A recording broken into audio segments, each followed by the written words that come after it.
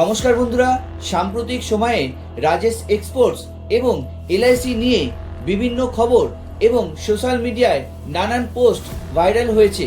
আর এই কারণে অনেকেরই মনে প্রশ্ন উঠেছে, এলআইসি কি বড় ধরনের ক্ষতির মুখে পড়েছে? আর এখান থেকেই পলিসি হোল্ডাররা কি আতঙ্কিত হয়ে পড়ছে, তাদের টাকা রিস্কে আছে কিনা। তাই বন্ধুরা, আজকের এই ভিডিওতে কোনো গুজব নয়, বরং উপলব্ধ তথ্য এবং পরিসংখ্যানের ভিত্তিতে আমরা বিষয়টি বোঝার চেষ্টা করব। চলুন শুরু করা যাক। পয়েন্ট নাম্বার 1, প্রথমেই আমরা জেনে নেব রাজেশ এক্সপোর্টসে এলআইসির করা বিনিয়োগের পরিমাণ কত। উপলব্ধ তথ্য অনুযায়ী রাজেশ এক্সপোর্টসে এলআইসির প্রায় 10.8% শেয়ার হোল্ডিং ছিল। আর এই বিনিয়োগের বাজার মূল্য আনুমানিক প্রায় 335 কোটি টাকার কাছাকাছি বলে উল্লেখ করা হয়েছে। আর এখানেই এই অ্যামাউন্টটি অনেক বড় মনে হতে পারে, কিন্তু পুরো বিষয়টি বোঝার জন্য এলআইসির মোট বিনিয়োগের আকারটিও দেখতে হবে।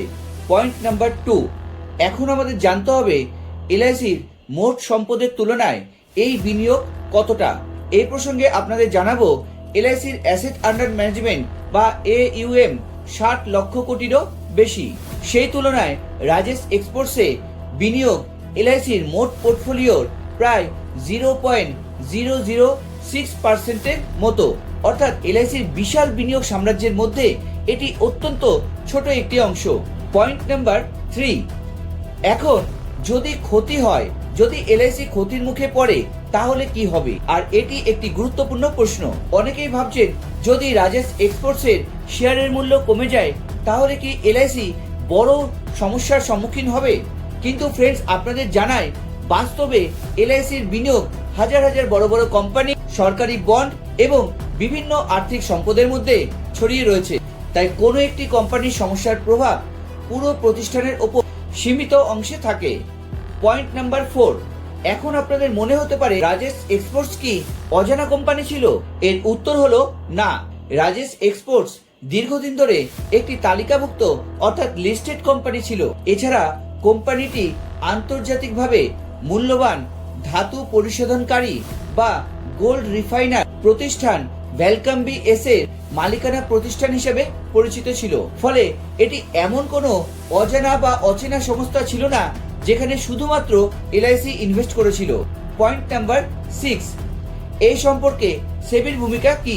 এখন আপনাদের জানাবো, এই সম্পর্কে সেবি যে পদক্ষেপ গ্রহণ করেছে সেটি একটি অন্তর্বর্তী বা ইন্টার্ম অর্ডার হিসেবে উল্লেখ করা হয়েছে। এর অর্থ হলো তদন্ত এবং নিয়ন্ত্রক প্রক্রিয়া এখনো চলমান, চূড়ান্ত সিদ্ধান্ত বা রায় এখনো সম্পূর্ণ হয়নি। যেহেতু এটা আন্ডার ইনভেস্টিগেট রয়েছে, সেহেতু কোনো পক্ষ সম্পর্কে চূড়ান্ত কোনো মন্তব্য করা উচিত নয়। এরপর আপনাদের জানাবো পয়েন্ট নাম্বার 7, এখন আপনাদের মনে প্রশ্ন আসতে পারে, এলআইসি কি কোনো অনিয়মে জড়িত? বর্তমান উপলব্ধ তথ্য অনুযায়ী তদন্তের বিষয় মূলত কোম্পানিটির রিপোর্টিং ও তথ্য প্রকাশ সংক্রান্ত অভিযোগকে কেন্দ্র করে। আর এখানেই স্বয়ংক্রিয়ভাবে প্রমাণ করে না যে এলআইসি বা অন্য কোনো প্রাতিষ্ঠানিক বিনিয়োগকারীরা কোনো অনিয়মে জড়িত ছিল। আর এখন আপনাদের জানাবো পয়েন্ট নাম্বার 8, আর এ সম্পর্কে পলিসি হোল্ডারদের কি কোনো চিন্তার কারণ আছে? আর এটাই সবচেয়ে বড় গুরুত্বপূর্ণ প্রশ্ন। এলআইসির মোট ইনভেস্টমেন্ট পোর্টফোলিওর তুলনায় রাজেশ এক্সপোর্টস এক্সপোজার অত্যন্ত ছোট। ফলে শুধুমাত্র এই একটি ইনভেস্টমেন্টের কারণে কোটি কোটি পলিসি হোল্ডারদের অর্থ তাৎক্ষণিক ঝুঁকিতে পড়েছে। আর এমন সিদ্ধান্তে পৌঁছানো বিশেষ ইনফরমেটিভ হবে না। তবে ইনভেস্টমেন্ট সংক্রান্ত যে কোনো ঘটনার স্বচ্ছ ইনভেস্টিগেশন হওয়া এবং রেগুলেটরি অথরিটির পর্যবেক্ষণ থাকা অত্যন্ত গুরুত্বপূর্ণ। এই সম্পূর্ণ ভিডিওতে বলা 8টি পয়েন্ট বা 8টি প্রশ্নের মাধ্যমে আপনাদের সামনে এতক্ষণে এই কনক্লুশনে আসা যেতে পারে যে বন্ধুরা, বিনিয়োগ জগতে ঝুঁকি তো থাকবেই। বড় বড় প্রতিষ্ঠানরাও এমন এমন কোম্পানিতে বিনিয়োগ করে যে পরে আর্থিক সমস্যা দেখা দিতে পারে।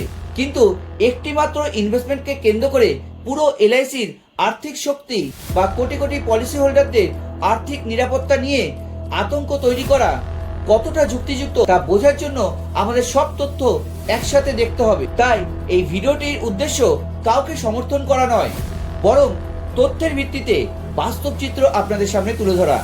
সাথে সাথে আজকের এই ভিডিওটি আপনাদের যদি ইনফরমেটিভ মনে হয়, তাহলে ভিডিওটিতে লাইক করতে, শেয়ার করতে এবং চ্যানেলে যদি আপনি নতুন হয়ে থাকেন, চ্যানেলটিকে সাবস্ক্রাইব করতে ভুলবেন না।